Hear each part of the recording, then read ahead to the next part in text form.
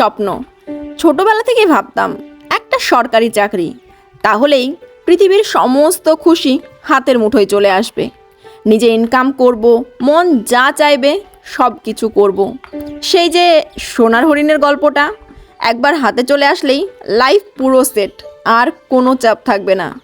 যেখানে ইচ্ছা ঘুরতে যাব, যা ইচ্ছা কিনব।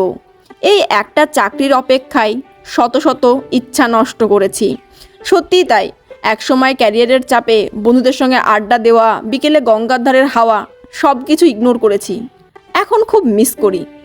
একটাই চিন্তা, প্রথমে সেটেল হব, তারপর কোনো কিছু।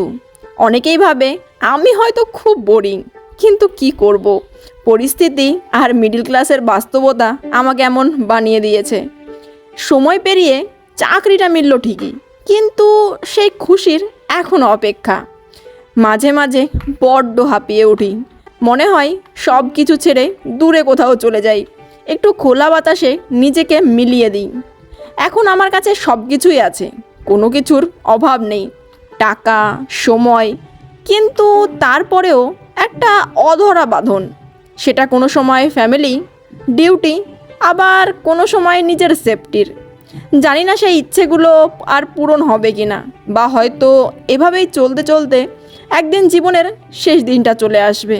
হাজার চিন্তাভাবনার মধ্যে নিজেকে কেমন গুটিয়ে নিতে হয়। দিন শেষে বড় স্বপ্নের আকাশটা সেই চারকোনা ঘরের মধ্যেই আটকে যায়।